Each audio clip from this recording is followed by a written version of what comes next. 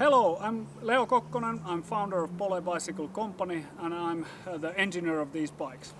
Hello, my name is Matti Lehikoinen. I'm a pro mountain biker as well as a team manager for the Pole Enduro race team. And we've got Lee Johnson and Joe Nason as our riders.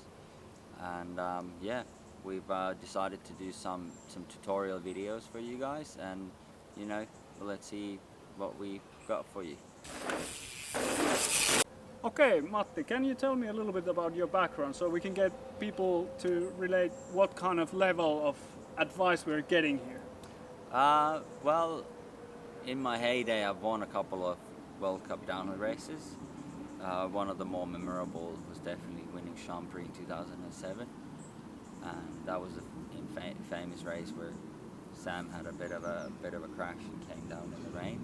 And, still got third, but I still won. So, but anyway, so yeah, I did race downhill World Cups for over a decade, and now I still ride occasionally. I actually did a race this year as well, just to refresh some memories and realized how freaking hard it was.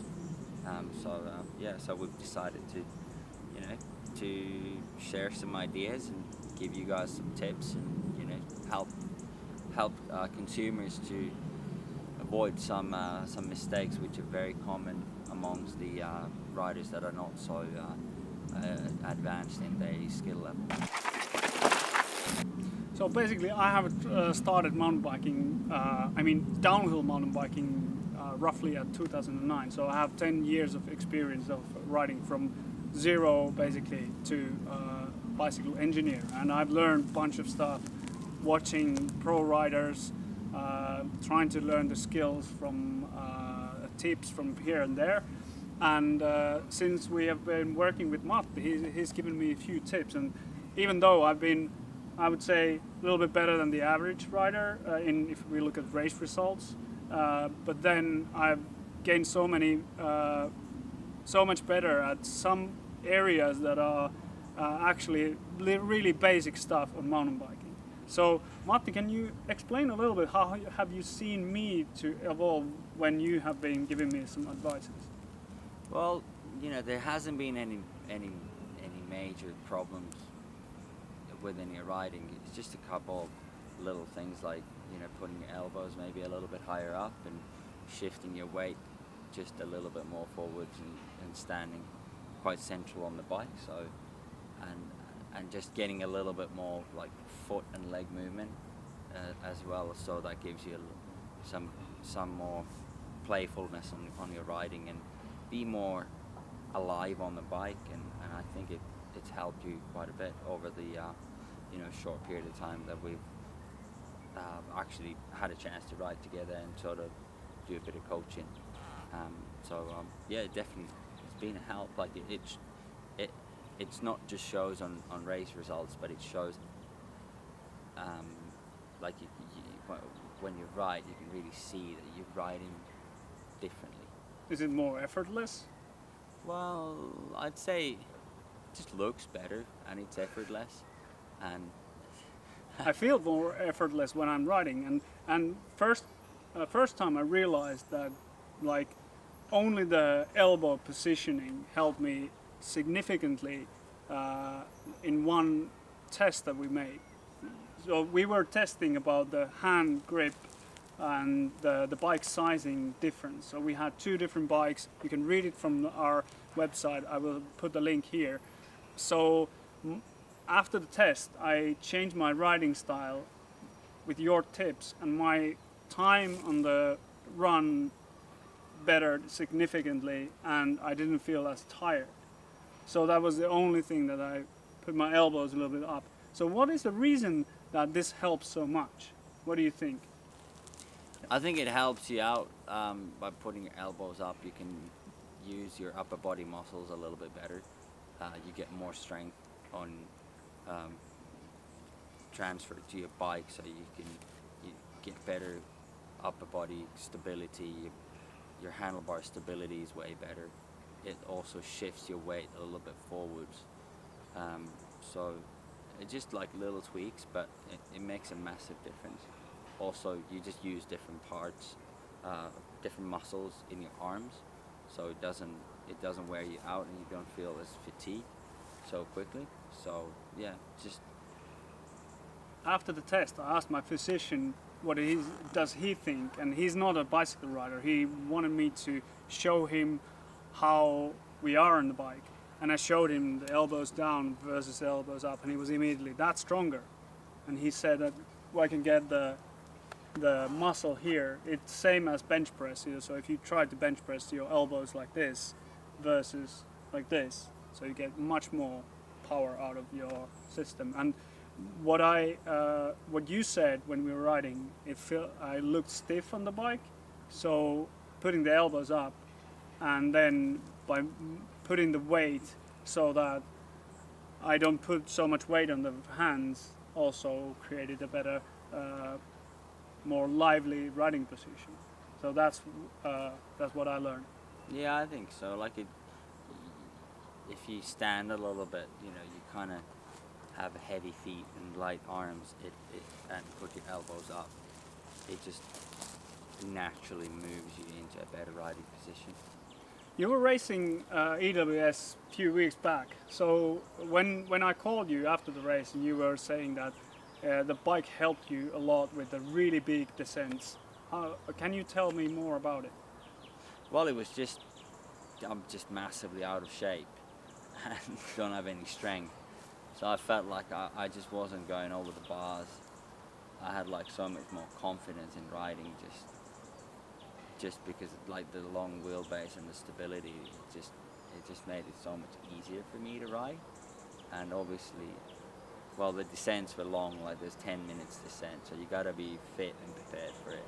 So, I can go okay for a couple of minutes, but 10 minutes is just pushing it a bit much at the moment. So. When we did our test with different bikes, and we had our heart rate monitors with us as well, the difference between me and him was that for the first 2 minutes, when the track just rolled down, his heart rate didn't even go up. Mine went to the roof right away from the gate. But I don't know what's that. That's basically his riding skills are so much different from mine that shows in the heart rate immediately. So basically you were 2 minutes just rolling and I was doing a lot of stuff, obviously. So your riding was more effortless, I would say, from the heart rate tracking. So Yeah, I'd say like once you kind of find your basic riding position, that you are able to stand on your bike effortlessly and freely, you can recover rather than being crouched down, elbows down. You constantly gotta be like in alert, because anything can happen. And the faster you go, you're more likely gonna crash. So you cannot really relax at any given moment. So by fixing a few things in your riding, I reckon you can just, when you get those long straightaways, or there's just a basic rock section which is not too big rocks, you can pretty much recover. So yeah, you want to be standing up. I'd say bend your hips a little bit more, like that. Put your elbows up. That's good. Yeah, that's about right. And then you want to drop your heels. That's a common thing that people don't do. So they're kind of standing on the pedals like a ballet dancer. So you want to be dropping the heels down. And when you go on the braking, you can actually use the bottom of your feet, and it allows you to stay on the pedals, as well as keeping the elbows up like that. And your brake levers upright like this. You can use your palms to push against the handlebar by going into the corners. And once you got like sort of most of your weight on your feet, you should be able to take off your hands off the bars and support your upper body with your core. And this helps you a lot by taking most of the weight off your arms. So this is the basic position that you should always return to, and within this, you should be able to go back and forth, up and down, on the bike depending on the terrain, whether it's steep, jumps, bunny hops, roots, rocks, anything. So you should always return to this basic position, and that should be like your neutral spot where you should be able to recover. So first we've got a long sweeping ride. So the key things are basically, keep your elbows up, stand level. Remember level, coming into level on your pedals coming into the corner, and then at the end of the corner, if the support kind of fades away, you're gonna, maybe put a little bit more weight on the outside foot. But let's see what happens. But I think it is important just to begin with that and not concentrate on whether you're gonna drop your foot each and every time when you come into berm. So let's see.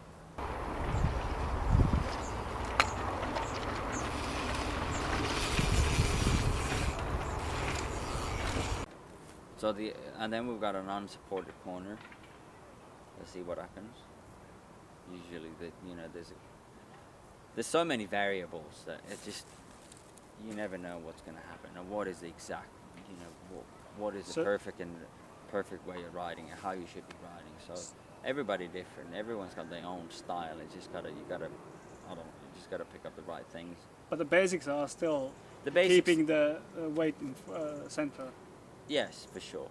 And you cannot really break physics laws. You're unlikely to do so.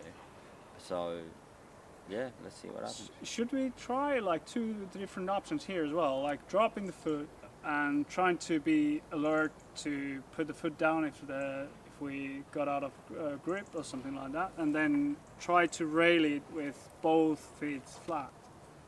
Yeah, let's try it. See what happens. Okay. And then but let's also try to drop the outside foot, which is sort of the more conventional way of going around unsupported corners, is I tend to drop my outside foot. But once again, there's always exceptions. Yep.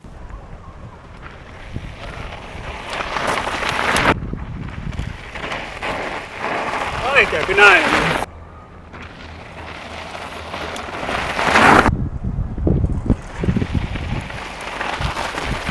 So this corner is a braking corner. So how do I do that? Because now I need to brake strong and my weight is somewhere else. I'd say you gotta adjust your speed coming into the turn early enough. So you gotta brake hard before the corner, and as soon as you see an opening, that the corner kind of opens up and you can see like, okay, that's where the trail is gonna go, then you're gonna let off the brakes. Where the sweet spot is, it's kind of vague area. When you're braking and turning, and if your weight is too far off the back, and the moment you let off the brakes, and you're not central, the bike is just gonna, fly from underneath. So I'm gonna push the bike kind of. Yeah, exactly. You're kind of gonna push the bike away from you rather than being on top of it. So it's important to be very central, and and the timing is really. And I don't like 100. Well, once again, it depends on the corner. I kind of feather my brakes all the way around the corner, and when I can see that now I can let off the brakes 100%, then I let go. So I don't like depends on the corner, but I don't like let off the brakes 100%. So let's try different options.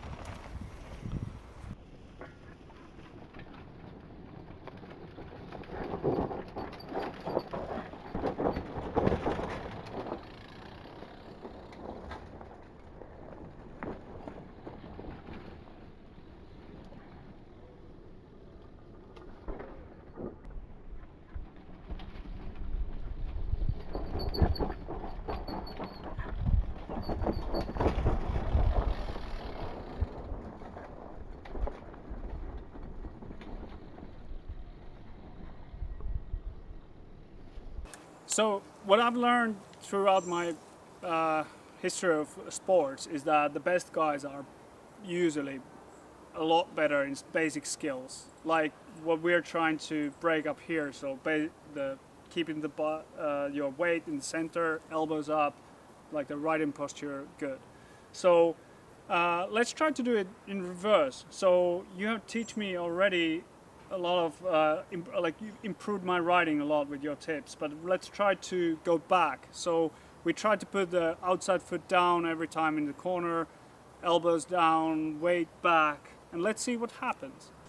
And then you're going to be coming into the corner, dropping your elbows, which you're likely going to have a little bit less grip on the front wheel because you're not going to be able to push down on the handlebars. And also you're not going to have as much control of your upper body, so it is, like I said earlier, it is important to keep your elbows up. That just helps on the basic riding position. It's like the key thing is to keep your elbows up. And then we're pretty much going to try out the same techniques on each and every type of corner. Like if you come into a tight back-to-back corner with your elbows up, with the elbows, so if you come... You call that T-Rexing usually. Yeah, like, this is T-Rexing. So if you come into a tight back-to-back corner and your weight is sort of a little bit off the back, you're likely going to miss. You're going to make the first 1 or 2 corners, but you're definitely going to blow out one or two. You're just not going to make it. It depends on how fast. With the same speed? Yeah, exactly. It depends on how fast you come into it. But if you come in hot and your weight is off the back and you really got to find a good rhythm, you're not going to be able to be on point for your timing. So let's see what happens there.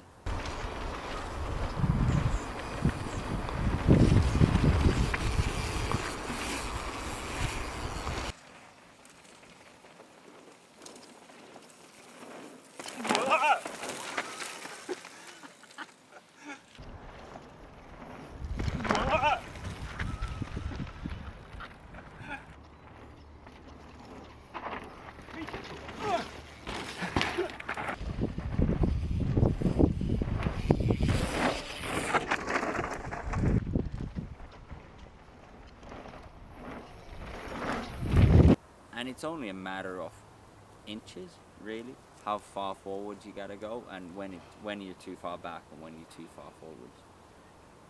You're unlikely to be too far forward, but it can also happen. But the typical thing is that people kind of tend to be too far off the back, and then hiding behind the bar. Exactly, and then the front wheel kind of comes unweighted, and they're not going to have that much grip.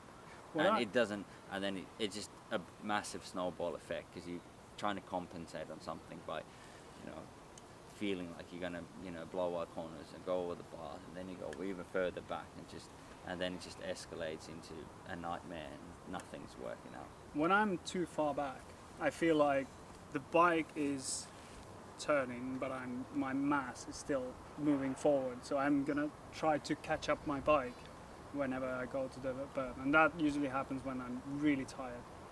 Yeah, when you do get tired, your elbows kind of tempt to drop, and your basic riding position sort of starts breaking away.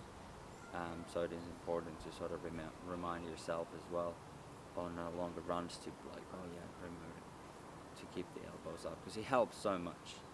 You just get so much more control and stability once you kind of remember those key things. Yeah.